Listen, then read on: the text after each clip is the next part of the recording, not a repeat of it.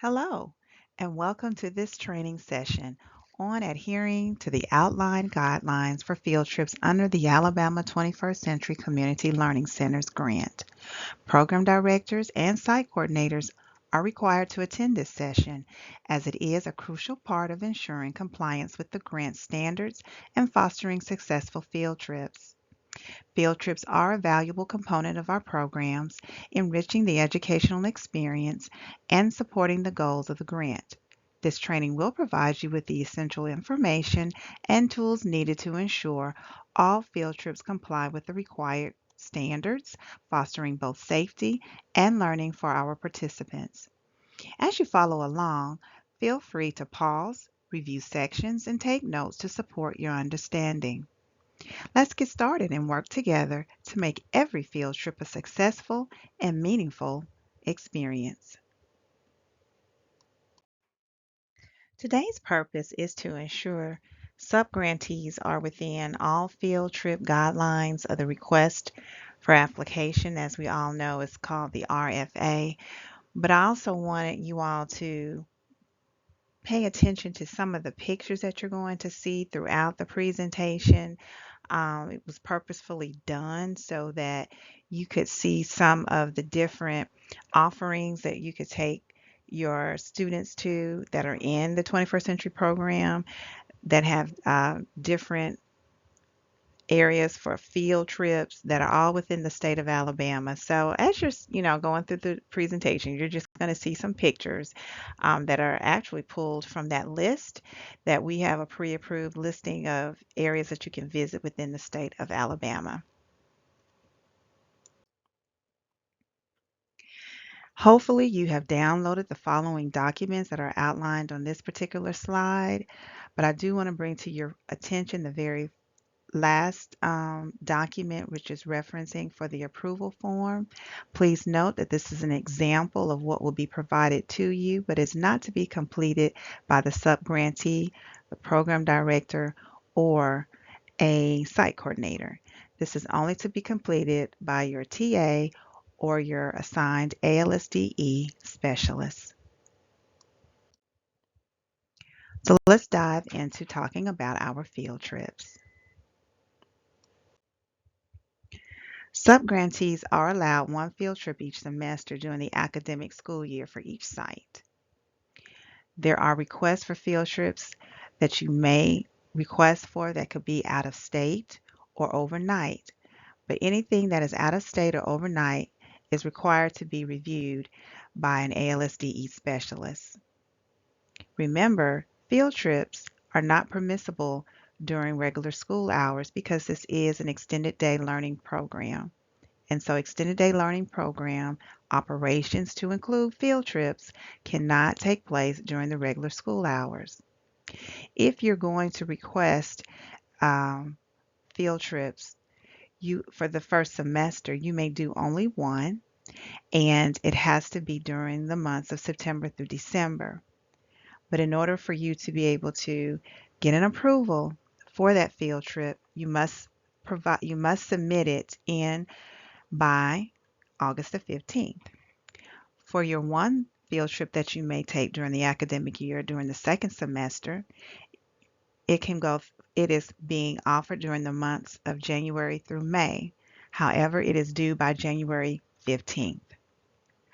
And if you're going to have a summer program and you're going to provide field trips for your summer program, those field trips are due by May 15th. So let's talk a little bit about the summer months as we're coming close to our due date, which is May 15th. You have the opportunity to provide field trips once a week. The max is once a week for field trips during your summer months.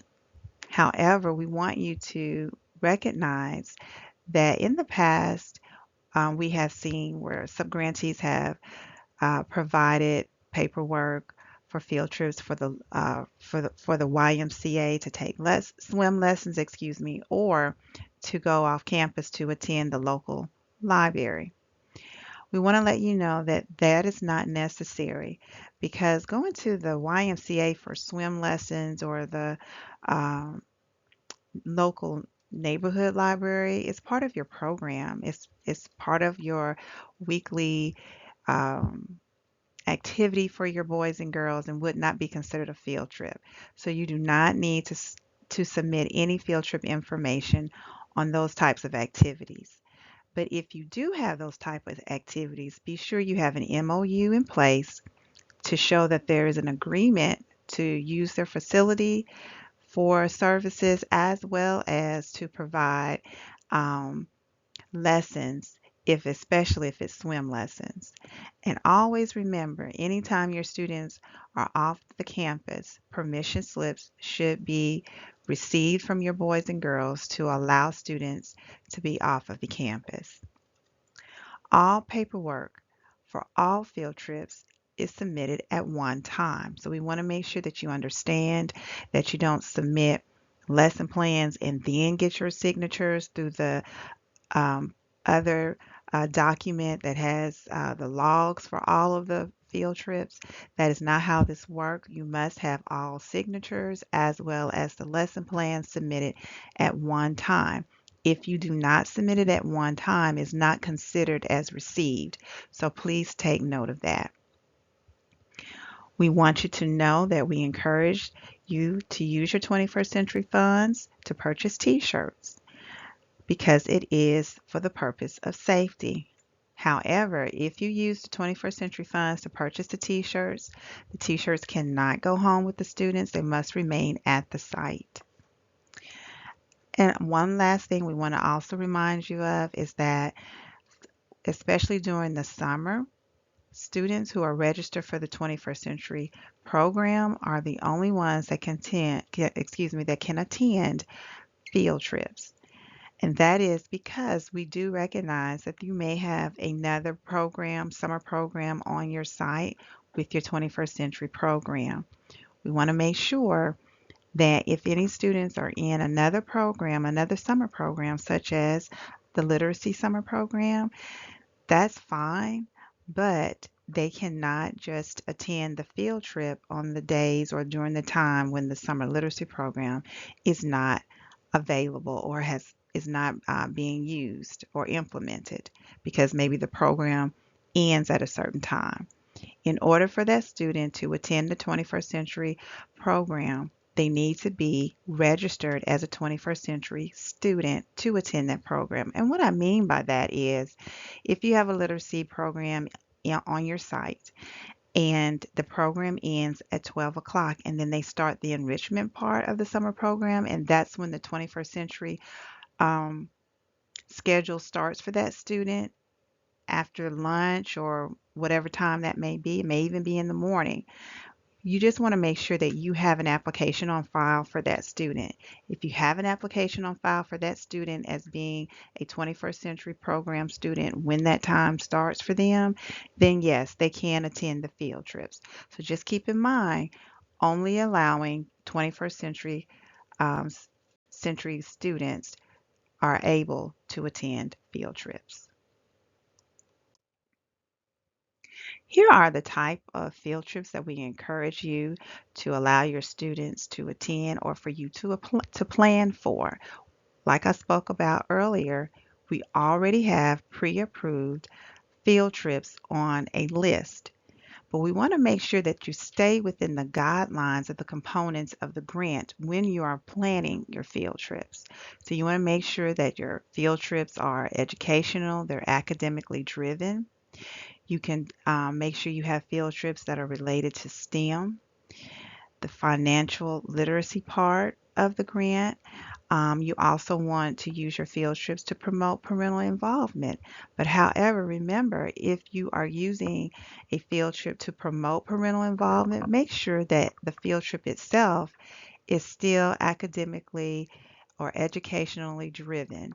It needs to be within the guidelines of the components that are listed here. We want to make sure that we are not planning anything that's outside of these guidelines to say that we're promoting parental involvement. The two must mesh together. So please keep that in mind if you're going to use a field trip to promote parental involvement. You also can plan field trips that's around the guidelines of your physical fitness and health and wellness of the grant. And we also want you to know that the component that deals with service learning of the grant, you can promote a field trip that's going to be a part of your service learning project. So these are the areas, the main components of the grant that we want you to think about when you are planning your field trips. Now, there are some things that we want to talk to you about that are not allowable when you are planning your field trips. Any field trips that are geared towards entertainment, please rethink and revisit that thought process, especially if it's an amusement park.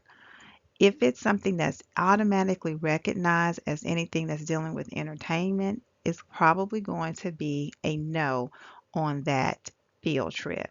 And what I mean by that, an example I'll give would be like Six Flags.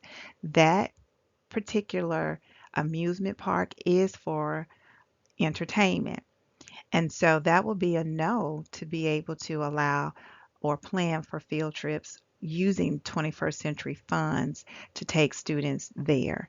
So keep that in mind. If you have any questions about the name of a field trip that may be deemed or looked upon as being entertainment, please reach out to our office or to your TA just to make sure before you even begin planning, because we would hate to tell you no and you have done all of the hard work and the leg work in your getting your documents completed in a timely manner for us to approve.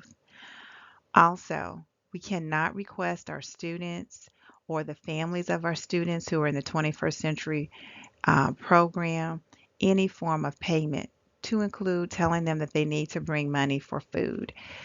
That is because of the way this grant is outlined and the funds that are available for this particular grant. So we want to make sure that we are not soliciting or asking for money from the students or the parents or family members of those students.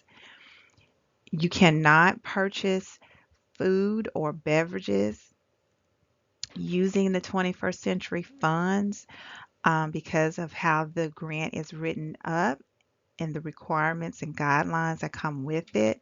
But we want to encourage you to not allow that to keep you from giving them an experience to eat other foods, or not eat other foods, but just to be able to purchase foods by reaching out to your partners or anyone in the community that would mind providing additional funds so that all the students would have access to where you're going to eat, whether it be a restaurant or a McDonald's, or you're purchasing boxed foods from a deli. You just want to make sure that you're not using the 21st century funds for that process. I do know that from time to time you would have vendors who will provide you a ticket which includes food with the ticket. You would need to ask the vendor to remove the cost of the food or beverage from the ticket in order for the students to be able to go on the field trip using 21st century funds. So you would want to reach out once again to your partner or someone in the community that would not mind paying the difference in order for the students to get the food or beverage. But remember, you cannot use 21st century funds to purchase food or beverage, even if that cost for that is incorporated into uh, the ticket for them to attend that venue. And once again, students not registered for the 21st century program are allowed to attend any of the field trips. Now let's dive into our lesson plans now that we know what's allowable and what's not allowable when we're getting ready to plan our lessons. We want you to be intentional with your planning. And what we mean by that is we want you to be very creative. We want you to be able to provide a lesson plan that is comprehensive in such a way that it is effective and that you will see growth in your students' data as well as an understanding of the standard. And so that may look like a unit lesson plan that may take more than just a few days. We want it to be robust. So we want to be intentional.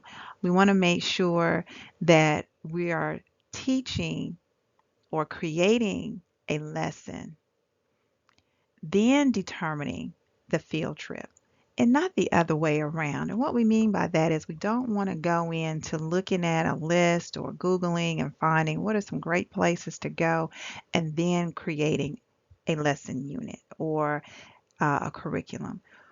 That's not the purpose of the field trip for the students.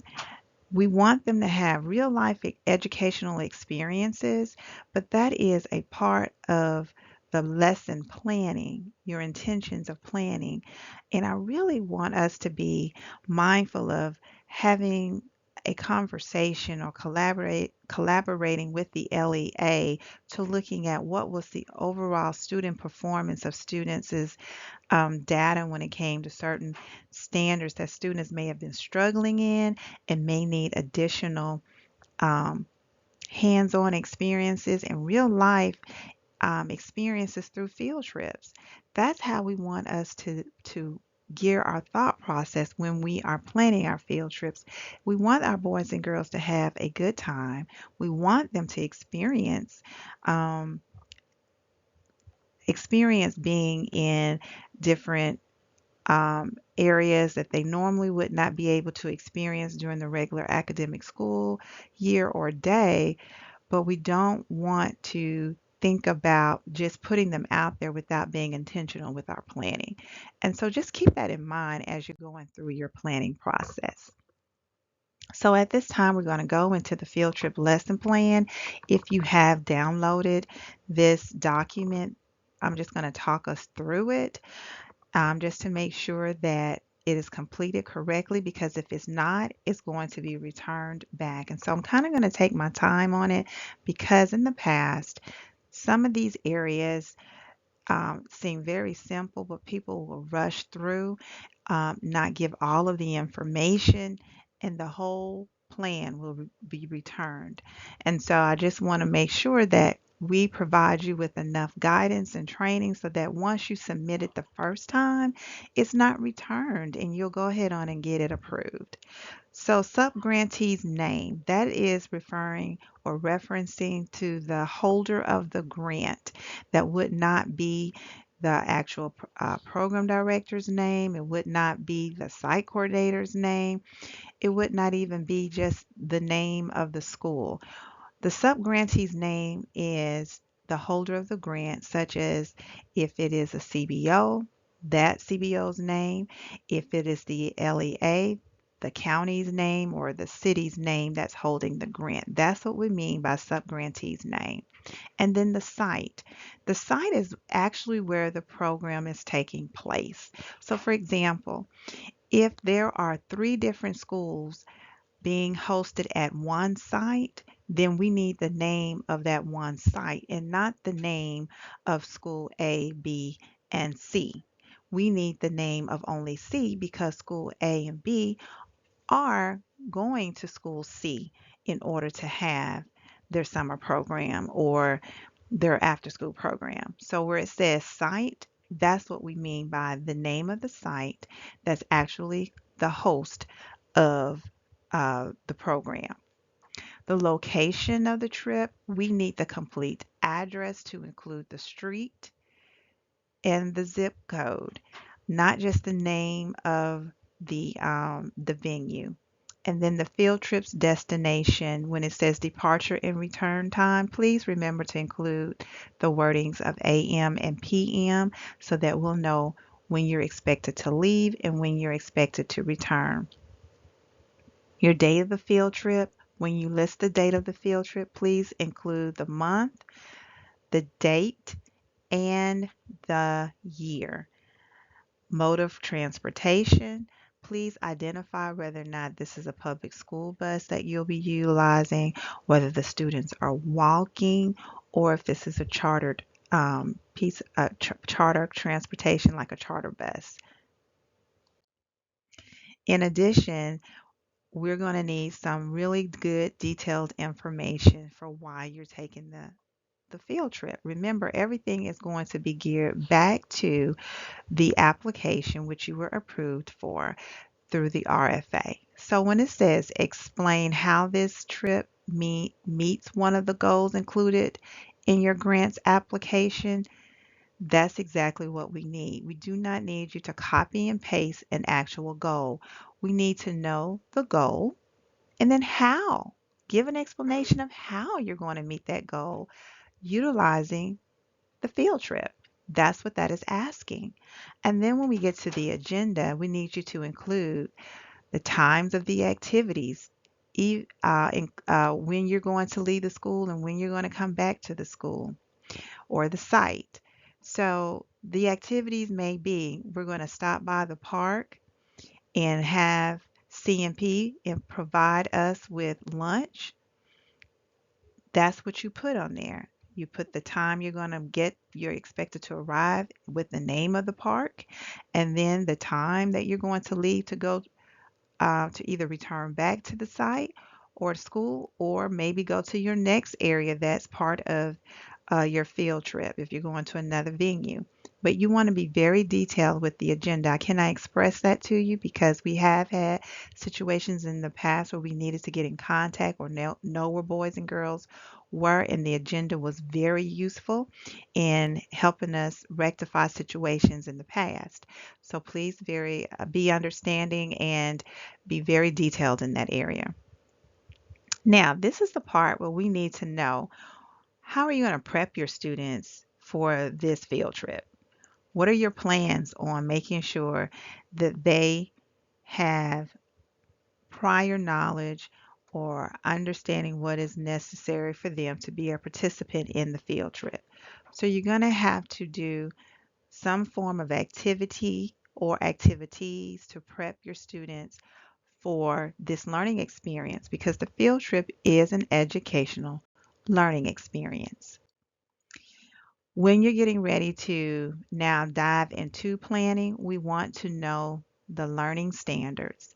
Please be sure that you're not just placing the number standards, but you're actually placing the number standings with as well as the description that comes with that standard. So we need you to write it all the way out and only include grades that are attending the field trip. Sometimes I'll see just pages and pages of grades listed, and it may be a field trip that's only for a high school level, and I may see kindergarten or first grade there.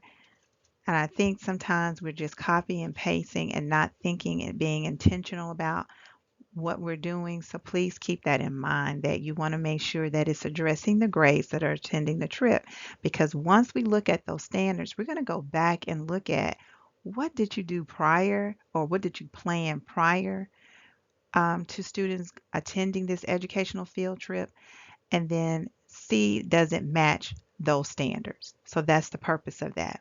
And then we're also going to use those same standards to look at what's your follow-up after the field trip. The educational field trip is is supposed to be the connection between what was done at the school prior to taking the field trip with those learning standards. And now I'm going to assess these students to see how impactful was the field trip. A lot of times, the activities that we're seeing, we'll see individuals write, students will discuss, or students will journal how they felt about the field trip. We want more than that. I have really seen some really great assessments or activities that are reflective of the field trip, such as create a PowerPoint or create a, um, a scientific board that have pictures that the students took while they were on the field trip, and then they explained how this helped them understand what was being taught. So, when you're getting ready to focus in on how you're going to address those activities, you want to make sure that you have some good, sound documentation to support the impact of the field trip, not the field trip itself. It's great that they went on and you caught a couple of pictures of them hiking or um, going through the forest and picking up certain rocks, or even standing outside and seeing the entrance leading into the actual venue. But we want to know, how did the field trip and the lesson impact them? And that's going to come through the assessment. So this in itself is also geared towards making sure that we're within the guidelines of the grant should we ever be audited, or if we needed additional information for compliance monitoring. You'll have your documentation. So just keep that in mind when you're planning. The submission log is next. This is where all of those signatures come in place.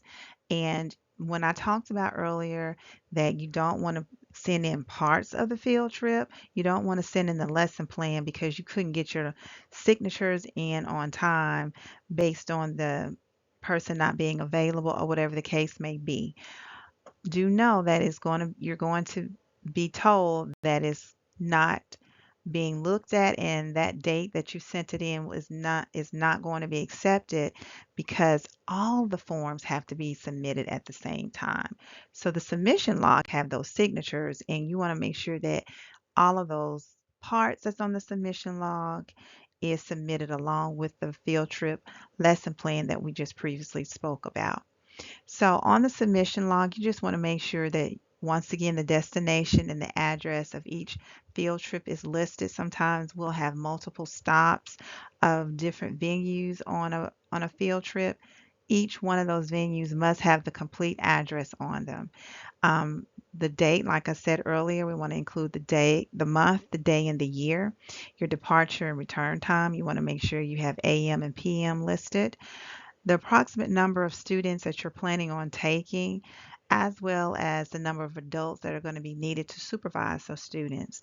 Now, to make sure that you have enough adults to supervise your students, we strongly suggest that you um, talk with your LEA to find out what their field trip guidelines are and use that as your guide when you're determining the number of adults to attend your field trips with the students.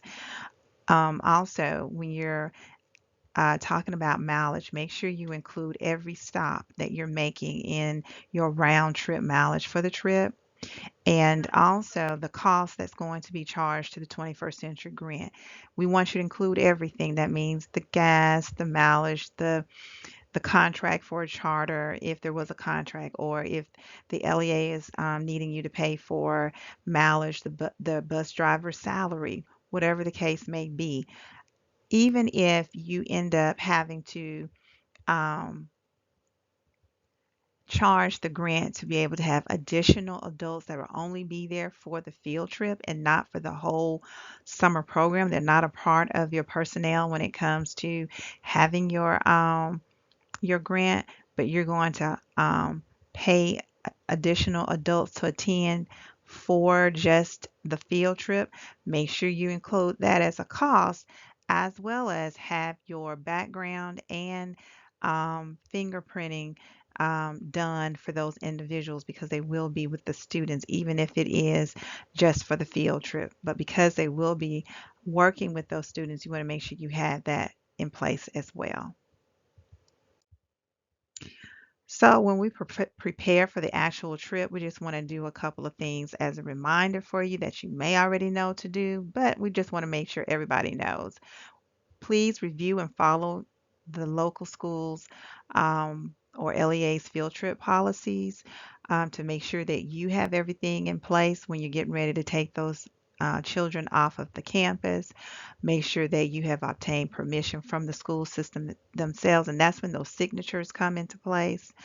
Um, Make sure that the building principal of the site and where you're having your program is fully aware of the field trip, and that you have sent home and received all field trips from students who are going on the field trip from the parents or family members, to make sure you before you take those students off the campus.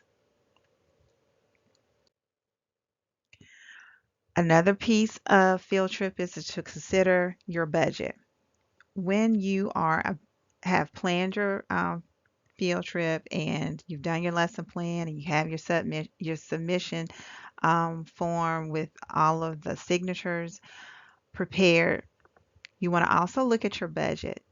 So go back and review what you allocated or what was allocated in EGAP for field trips in your application. If you did not um, budget anything for field trips, you're going to need to go back and do a revision to the application and revisit and make sure money is there for the field trips.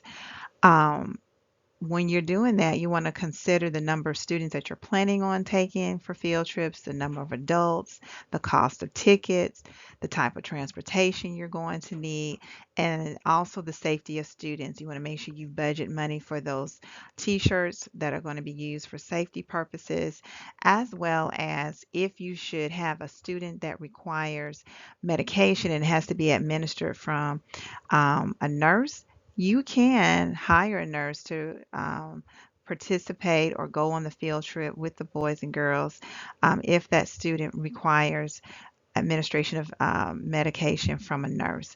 And so you want to follow these guidelines and also have it in your budget. So those are some things to consider while you're planning your field trip. So let's review the process, and that's the rationale for having the arrow there because we want you to think about creating the lesson unit first. Then select your field trip because it needs to be educational and it's going to align with your field with your lesson, and then you're going to budget accordingly. So this is a process that we want you to have in mind as you are processing. One of the things that we think or I think would be very helpful and would recommend using is the artificial intelligence. As we all know, it's AI. I was able to use it not too long ago with helping my mother planned a lesson plan with a teacher that she knew that was just needing some assistance with the process. And so I dived right on in using AI to the fullest, and we could not believe the feedback we got. And I even included field trips just to see what it would pull up. So these are just some key uh, words or phrases that I used, lesson plans by a specific subject. I even asked for the Alabama standards to be pulled with it. I want a specific grade level and so forth. I even asked for a budget and any type of supplies that were going to be necessary. I wanted also, provide me with some hands-on experiences for the students before they actually took the field trip or within the lesson plan and to make it an enrichment lesson plan. I used all these different wordings and I couldn't begin to tell you the number, how I even split up days of if I wanted to chunk it to provide a lesson. So AI is very useful in this process. It could help you provide a really robust lesson that would include all of the areas that we talked about previously within planning for the lesson for a field trip, and as well as just making sure you're within that guidelines. I do want to encourage you to go ahead and try using this process when you're creating your lesson plan for the field trip. Once you have completed everything and you've gotten your signatures, and they need to be wet signatures, you can upload your document into a hyperlink that will be provided to you. Once those documents have been uploaded to the hyperlink, it'll be dispersed from between the TA as well as to the ALSDE specialist, especially if there's any field trips that are dealing with out of the state or overnight. Here's just an example of that approval form that you will receive once we have looked at your um, documents and let you know whether or not it was approved or not approved. If it's not approved, you will get feedback on what needs to be adjusted, or if it's just not approved based on maybe the lesson plan wasn't robust enough, or if the trip itself was not educational, may have been a little bit too entertaining. So you'll get some feedback from us, but please make sure that this is the form that you receive from us and not just a blanketed email. If you get the email, that's fine, and we tell you in the email that we're going to send you the approval form later. If you don't get it, please follow up with us just to make sure you get this, because this is what we're looking for when it comes to auditing and doing compliance monitoring. Once it is approved, we're suggesting that you do provide a copy of the submission log and the approval form that we just talked about to the principal on site so that they're aware that the information that they signed off was approved by our level for you to take those students off campus. Once again, your field trip reviewers will be your assigned TA or ALSDE specialist. Here again are those documents in case you wanted to go back throughout the presentation and go in and just click on these links. It will open directly to the document, and you're able to download it and print it for your records. Thank you for taking the time to watch the recorded presentation for the Alabama 21st Century Field Trips. Your participation is greatly appreciated, and we do value your commitment to enhancing opportunities for our students. Please ensure that you complete the QR code that is being provided, as this is a necessary step to confirm your attendance. Certificates will be issued to all who view the recording. And as a reminder, it is required for all program directors and site coordinators to attend. Thank you again for your dedication and engagement in this important initiative.